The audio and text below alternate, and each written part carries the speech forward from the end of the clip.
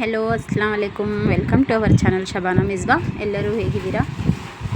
ಎಲ್ಲರಿಗೂ ನಮಸ್ತೆ. ನಾನು ತುಂಬ ಚೆನ್ನಾಗಿದ್ದೀನಿ, ನೀವೆಲ್ಲ ತುಂಬ ಚೆನ್ನಾಗಿದ್ದೀರಾ ಅಂದ್ಕೊಳ್ತೀನಿ. ಸೊ ನಾನಿವತ್ತು ನಮ್ಮೆಲ್ಲರ ಮನೆಗಳಲ್ಲಿ ರಂಜಾನ್ ತಿಂಗಳಲ್ಲಿ ರೆಡಿ ಆಗುವಂಥ ಒಂದು ಮೊಹಬ್ಬತ್ ಕಾ ಶರ್ಬತ್ ಮತ್ತು ಸಮೋಸ ರೆಸಿಪಿಯನ್ನು ನಿಮ್ಮ ಜೊತೆ ಶೇರ್ ಮಾಡ್ಕೊತಾ ಇದ್ದೀನಿ. ಸೊ ನಾನಿವತ್ತು ಇಲ್ಲಿ ಸಮೋಸವನ್ನು ಮನೆಯಲ್ಲೇ ಪ್ರಿಪೇರ್ ಮಾಡ್ತಾಯಿದ್ದೀನಿ. ಸೊ ಇದಕ್ಕೆ ನಾನು 2 ಕಪ್ ಮೈದಾ ಹಸಿಟ್ಟನ್ನು ತೊಗೊಂಡಿದ್ದೀನಿ. ಈ ಒಂದು 2 ಕಪ್ಪಲ್ಲಿ ನಾನು 20 ಸಮೋಸವನ್ನು ಮಾಡ್ಬೋದು. ಸೊ ನಾನು ಇವತ್ತಿಗೆ ಸ್ವಲ್ಪ, ನಾಳೆಗೂ ಸ್ವಲ್ಪ ಆಗುತ್ತೆ ಅಂತ ಒಂದೇ ಸಲ ಜಾಸ್ತಿಯನ್ನು ತೊಗೊಂಡೆ. ಸೊ ಅದಕ್ಕೆ ಸ್ವಲ್ಪ ಉಪ್ಪು ಮತ್ತು ಎಣ್ಣೆಯನ್ನು ಹಾಕಿ ಚೆನ್ನಾಗಿ ಕಲಿಸ್ಕೊಂಡು ನಾದಿಸ್ಕೊತಾ ಇದ್ದೀನಿ. ಸೊ ನಾದಬೇಕಾದ್ರೆ ನಮಗೆ ತುಂಬ ಧ್ಯಾನ ಇಟ್ಕೊಂಡು ಇದನ್ನು ನಾದಿಸ್ಬೇಕು ನಾವು. ಯಾಕೆಂದರೆ ನಾವು ಎಷ್ಟು ಚೆನ್ನಾಗಿ ನಾದ್ತೀವಿ ಅಷ್ಟು ಚೆನ್ನಾಗಿ ನಮ್ಮ ಒಂದು ಸಮೋಸ ಪಟ್ಟಿಗಳು ರೆಡಿ ಆಗುತ್ತೆ. ಸಮೋಸ ಪಟ್ಟಿ ಮಾಡೋಕ್ಕೆ ಏನು ಕಷ್ಟ ಏನಲ್ಲ.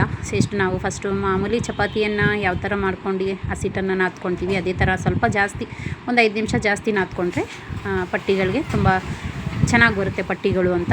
ಸೊ ಇದು ನಾನು ನಾದ್ಕೊಂಡಿದ್ದೀನಿ. ಇವಾಗ ಇದನ್ನು ರೆಸ್ಟಲ್ಲಿ ಇಡ್ತೀನಿ ಒಂದು 15 ನಿಮಿಷ. ಅಷ್ಟರಲ್ಲಿ ನಾನು ಇಲ್ಲಿ ಬಟಾಣಿಕಾಯಿಯನ್ನು ತೊಗೊಂಡಿದ್ದೆ. ಸೊ ಇದು ಹಾಗೆ ಹಾಕಿದ್ರೆ ಸ್ವಲ್ಪ ಹಾಗಾಗಿ ಹಸಿದೇ ಇರುತ್ತೆ. ಸೊ 2 ನಿಮಿಷ ಬೇಯಿಸ್ಕೊತೀನಿ. ಫ್ರೆಶ್ ಬಟಾಣಿಕಾಯಿ ಅದು.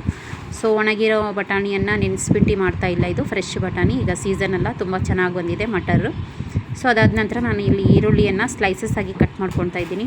ಸ್ಲೈಸರಲ್ಲಿ ಕಟ್ ಮಾಡಿಕೊಂಡ್ರೆ ಟೈಮು ಸೇವ್ ಆಗುತ್ತೆ, ನಮ್ಮ ಕೆಲಸನೂ ಬೇಗ ಈಸಿಯಾಗಿ ಆಗುತ್ತೆ. ಸೊ ನಾನಿಲ್ಲಿ 2 ನಿಮಿಷದಲ್ಲಿ ಅರ್ಧ kg ಈರುಳ್ಳಿಯನ್ನು ನಾನು ಸ್ಲೈಸಸ್ಸಾಗಿ ಕಟ್ ಮಾಡಿದೆ. ತುಂಬ ಈಸಿಯಾಗಿ, ತುಂಬ ಎಷ್ಟು ಚೆನ್ನಾಗಿ ಬಂತು ನೋಡಿ, ಅದು ಸ್ಲೈಸಸ್ ಆಗಿ. ತುಂಬ ಇಷ್ಟ ನನಗೆ ಈ ಥರ ಈರುಳ್ಳಿ ಇರಬೇಕು ನೋಡಿ, ಎಷ್ಟು ಚೆಂದಾಗಿ ಬಂದಿದೆ. ಮತ್ತಿನ್ನೇನು ಗೊತ್ತಾ, ಈ ಥರ ಸ್ಲೈಸಸ್ ಆಗಿ ನಾವು ಒಂದು ಸ್ಲೈಸರಲ್ಲಿ ಮಾಡಿದರೆ ಕಣ್ಣಲ್ಲಿ ನೀರು ಬರೋಲ್ಲ. ಯಾವಾಗಲೂ ಈರುಳ್ಳಿ ಕುಯ್ಬೇಕಂದ್ರೆ ಸ್ವಲ್ಪ ಬೇಜಾರೇ ಆಗುತ್ತೆ. ಸೊ ಅದಾದ ನಂತರ ನಾನು ಇಲ್ಲಿ ಬಟಾಣಿಯನ್ನು ಅರ್ಧ ಬೇಯಿಸ್ಕೊಂಡಿದ್ದೆ ಅಷ್ಟೇ. ಸೊ ಅದನ್ನು ತೊಗೊಂಡಿದ್ದೀನಿ. ಸೊ ಅದ್ರ ಜೊತೆಗೆ ನನಗೆ ಬೇಕಾಗಿರುವ ಮಸಾಲೆಗಳನ್ನೆಲ್ಲ ಆ್ಯಡ್ ಮಾಡ್ಕೊತೀನಿ ಇಲ್ಲಿ. ಸೊ ಇದಕ್ಕೆ ನಾನು ಕೊತ್ತಂಬರಿ ಸೊಪ್ಪು, ಪುದೀನ ಮತ್ತು ಕರಿಬೇವಿನ ಸೊಪ್ಪು 3 ತೊಗೊಂಡಿದ್ದೀನಿ. ನೀವು ಬೇಕಾದರೆ ಸಬ್ಬಕ್ಕಿ ಸೊಪ್ಪನ್ನು ತೊಗೊಳ್ಬೋದು. ನಮ್ಮ ಮನೇಲಿ ಟೇಸ್ಟಿಗೆ ಅದು ಸಬ್ಬಕ್ಕಿ ಬೇಡ ಅಂತಾರೆ. ಸೊ ಅದನ್ನು ನಾನು ಯೂಸ್ ಮಾಡಿಲ್ಲ. ಸೊ 3 ನೀಟಾಗಿ ತೊಳೆದು ನಾನು ಸಣ್ಣದಾಗಿ ಉತ್ತರಿಸ್ಕೊಂಡಿದ್ದೀನಿ. ಸೊ ಅದಾದ ನಂತರ ಸ್ಲೈಸ್ ಮಾಡಿರೋ ಈರುಳ್ಳಿಯನ್ನು ಹಾಕ್ಕೊಳ್ತೀನಿ.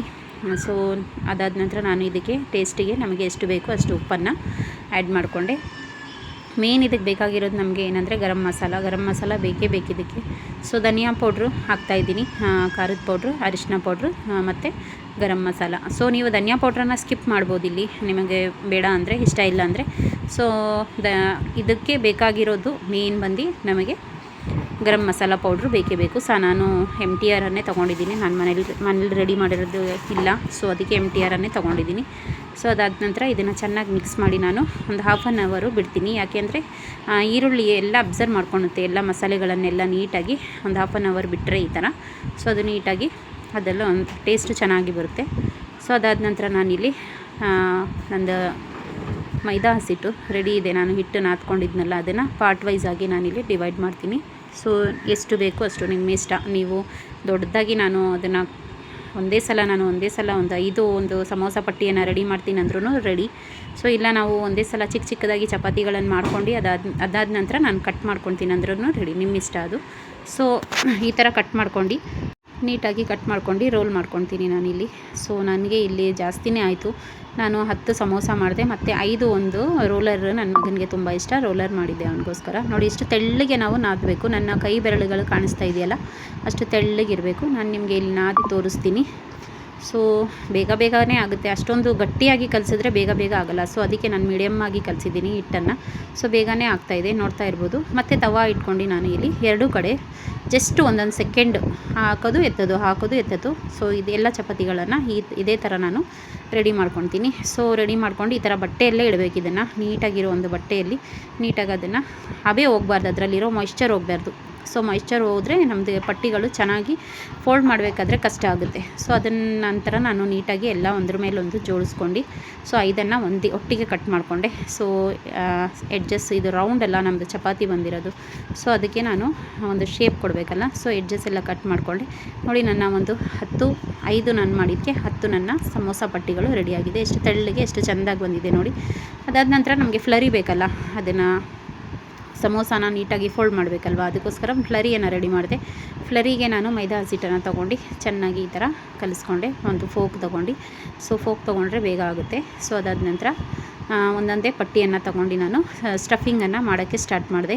ಸೊ ಆಗಲೇ ಆಲ್ರೆಡಿ ಟೈಮ್ ಆಗಿದೆ, ನನಗೆ ಟೈಮ್ ಇಲ್ಲ. ಸೊ ಎಲ್ಲ ನಾನು ನಿಮಗೆ ತೋರ್ಸೋಕ್ಕಾಗಲ್ಲ. ಸೊ ಅದಕ್ಕೆ 2 ಮಾತ್ರ ತೋರಿಸ್ತಾ ಇದ್ದೀನಿ. ನೀಟಾಗಿ ಈ ಥರ ಮಾಡ್ಕೊಂಡು ನೋಡಿ, ಈ ಫ್ಲರಿಯನ್ನು ಫೋಕಲ್ಲಿ ಎತ್ಕೊಂಡು ಎಲ್ಲೆಲ್ಲಿ ನಮಗೆ ಕವರ್ ಆಗಬೇಕು ಆ ಕಡೆ ಸೈಡ್ಸಲ್ಲಿ ಮತ್ತು ಮೇಲ್ಗಡೆ ಫ್ಲರಿಯನ್ನು ಈ ಥರ ಅಂಟಿಸ್ಕೊಳ್ಬೇಕು ನೀಟಾಗಿ. ಅದು ಬಿಟ್ಕೊಳಲ್ಲ ಎಣ್ಣೆಯಲ್ಲಿ ಹಾಕಿದಾಗ ನಾವು.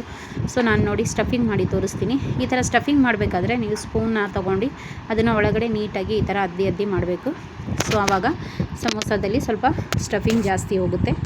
ಸೊ ಅಯ್ಯೋ ಇದೆಲ್ಲ ಬೇಡಪ್ಪ, ಇದೆಲ್ಲ ಯಾಕೆ ಇಷ್ಟೊಂದು ಕಷ್ಟ ಅನ್ನೋರಿಗೆ ರೆಡಿಮೇಡ್ ಸಮೋಸ ಪಟ್ಟಿಗಳು ಸಿಗುತ್ತೆ ಹೊರಗಡೆ ಅಂಗಡಿ ಸ್ಟೋರ್ಗಳಲ್ಲಿ, ಇಲ್ಲ ಮಾಲ್ಗಳಲ್ಲಿ ಸಿಗುತ್ತೆ. ಅದನ್ನು ತಂದು ನೀವು ಬರೀ ಸ್ಟಫಿಂಗನ್ನು ಮಾತ್ರ ರೆಡಿ ಮಾಡಿಕೊಂಡ್ರೆ ನಿಮಗೆ ಎಷ್ಟು ಬೇಕು ಸಮೋಸ ಬೇಗನೆ ಈಸಿಯಾಗೇ ಮಾಡ್ಕೊಳ್ಬೋದು. ಅದನ್ನು ಕೂಡ ಇದೇ ಟೇಸ್ಟಿಯಲ್ಲಿರುತ್ತೆ. ಬಟ್ ಮನೇಲಿ ಇರ್ತೀವಲ್ಲ ಹೌಸ್ ವೈಫು ನಾವೆಲ್ಲ, ಏನು ಕೆಲಸ ನಮಗೆ, ಅದಕ್ಕೋಸ್ಕರ ನಾನು ಇದನ್ನು ಮಾಡಿದೆ. ಸೊ ಅದನ್ನು ಒಂದು ದಿವಸ ನಾನು ರೆಡಿಮೇಡ್ ಸಮೋಸ ಪಟ್ಟಿನೂ ತಂದು ಮಾಡಿ ತೋರಿಸ್ತೀನಿ ನಿಮ್ಮ ಹತ್ರ. ಸೊ ಅದಾದ ನಂತರ ಇನ್ನೊಂದು ಮಾಡಿ ತೋರಿಸ್ತೀನಿ ನೋಡಿ. ನಾನು ಇದೇ ಥರ 10 ನಾನು ಮಾಡಿ ರೆಡಿ ಇಕ್ಕಿದ್ದೀನಿ. ಸೊ ನನ್ನ ಸಮೋಸಗಳೆಲ್ಲ ನಾನು ರೆಡಿ ಮಾಡಿದ್ದೀನಿ. ಇಲ್ಲಿ ಆಲ್ರೆಡಿ ಟೈಮ್ ಆಗ್ತಾ ಇದೆ. ಮತ್ತು ನಾನು ಎಣ್ಣೆಯನ್ನು ಚೆನ್ನಾಗಿ ಕಾಯಕ್ಕಿಟ್ಟಿದ್ದೆ. ಸೊ ಕಾಯಕ್ಕೆ ಚೆನ್ನಾಗಿ ಕಾಯ್ದಿರಬೇಕು ಎಣ್ಣೆ, ಅಷ್ಟೊಂದಲ್ಲ, ಹಬೆ ಬರೋಷ್ಟು ಜಾಸ್ತಿ ಬಂದು ಹಬೆ ಎಲ್ಲ ವಾಸನೆ ಬರಬಾರ್ದು ಅದರಲ್ಲಿ ಎಣ್ಣೆಯಲ್ಲಿ. ನೀಟಾಗಿ ಒಂದು ಮೀಡಿಯಮ್ ಆಗಿ ಕಾದಿರಬೇಕು. ಸೊ ಕಾದಿದ ತಕ್ಷಣ ನಾನಿಲ್ಲಿ ಎಣ್ಣೆಗೆ ಸಮೋಸವನ್ನು ಹಾಕಿದೆ. ಸೊ ಒಂದೇ ಸಲ ನಾನು 5 ಹಾಕಿದೆ. ನಾನು ದೊಡ್ಡ ಬಾಣಲಿಯನ್ನು ತೊಗೊಂಡಿದ್ದೀನಿ. ಸೊ ಅದಕ್ಕೆ ಒಂದೇ ಸಲ 5 ಹಾಕಿದ್ದೀನಿ. ಚಿಕ್ಕ ಬಾಣಲಿಲಿ ಹಾಕೋಕ್ಕೆ ಟೈಮ್ ಇರಲಿಲ್ಲ, ಎರಡೆರಡೆ ಟೈಮ್ ಇರಲ್ಲ ಅಂತ ನಾನು ದೊಡ್ಡ ಬಾಣಲಿಯನ್ನು ತೊಗೊಂಡೆ. ಸೊ ಇದನ್ನು ನಾನು ನೀಟಾಗಿ ಫ್ರೈ ಆಗೋಕ್ಕೆ ಬಿಡ್ತೀನಿ ಇವಾಗ. ಸೊ ಯಾರೆಲ್ಲ ನನ್ನ ಚಾನಲ್ನ ಸಬ್ಸ್ಕ್ರೈಬ್ ಮಾಡ್ಕೊಂಡಿಲ್ಲ ಪ್ಲೀಸ್ ಸಬ್ಸ್ಕ್ರೈಬ್ ಮಾಡ್ಕೊಳ್ಳಿ. ಹಾಗೆ ವಿಡಿಯೋ ಇಷ್ಟ ಆದರೆ ಒಂದು ಲೈಕ್, ಶೇರ್, ಕಮೆಂಟ್ ಮಾಡಿ.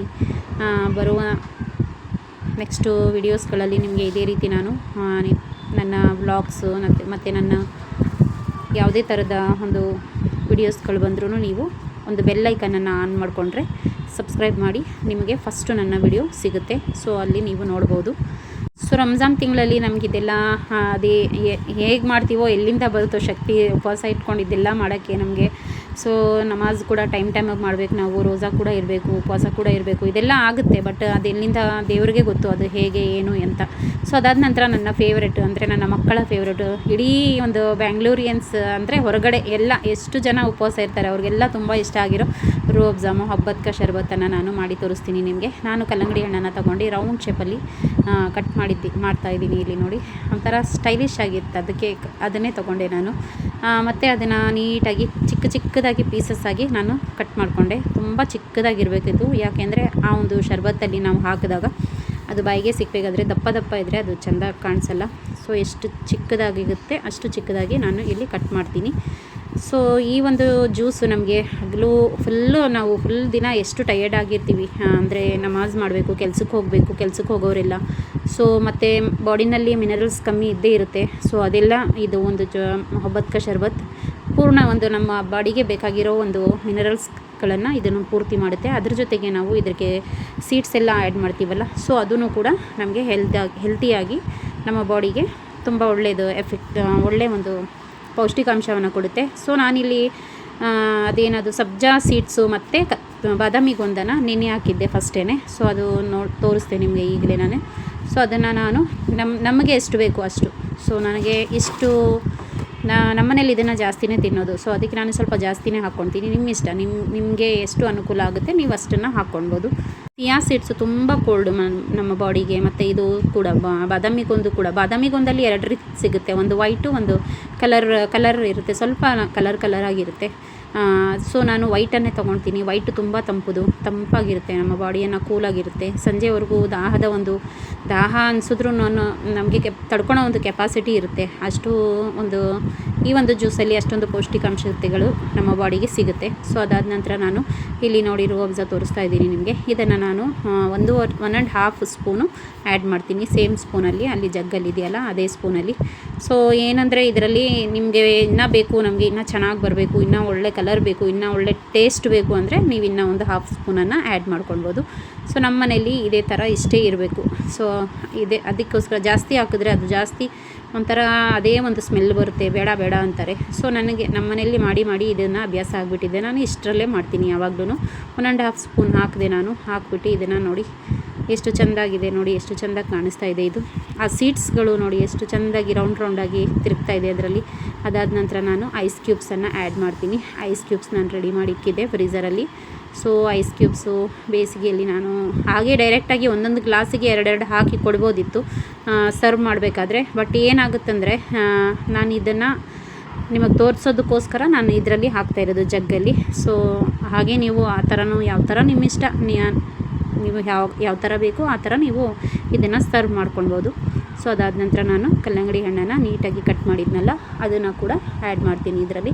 ಸೊ ಕಲ್ಲಂಗಡಿ ಹಣ್ಣೆ ಅಂತ ಇಲ್ಲ, ನಿಮಗೆ ಆ್ಯಪಲ್ ಕೂಡ ಹಾಕ್ಕೋಬೋದು, ಮತ್ತು ಖರ್ಜೂರವನ್ನು ನೀಟಾಗಿ ಕಟ್ ಮಾಡಿ ಹಾಕ್ಬೋದು, ಬಾದಾಮಿಯನ್ನು ಕಟ್ ಮಾಡಿ ಹಾಕ್ಬೋದು. ಬಾದಾಮಿಯನ್ನು ಹಾಕೋಕ್ಕೂ ಮುಂಚೆ ಬಾದಾಮಿ ಕಾಯಿಯನ್ನು ಹಾಕೋಕ್ಕೂ ಮುಂಚೆ ಒಂದು ಸ್ವಲ್ಪ ತುಪ್ಪದಲ್ಲಿ ಸ್ವಲ್ಪ ಫ್ರೈ ಮಾಡಿಕೊಂಡ್ರೆ ಅದು ಟೇಸ್ಟ್ ಚೆನ್ನಾಗಿ ಕೊಡುತ್ತೆ. ಸೊ ನೆಕ್ಸ್ಟ್ ನಾನು ಮಾಡಿದ್ರೆ ನಿಮಗೆ ಆ ಒಂದು ಸ್ಟೈಲಲ್ಲಿ ಮಾಡಿ ತೋರಿಸ್ತೀನಿ. ಸೊ ನನ್ನ ಒಂದು ಮೊಹಬ್ಬತ್ ಕಾ ಶರ್ಬತ್ ಇಲ್ಲಿ ತುಂಬಾ ಕ್ಯೂಟಾಗಿ, ಅಂದರೆ ತುಂಬಾ ಒಂದು ಇದಾಗಿ ಏನು ಹೇಳಬೇಕು ನನಗೆ ಗೊತ್ತಾಗ್ತಾ ಇಲ್ಲ.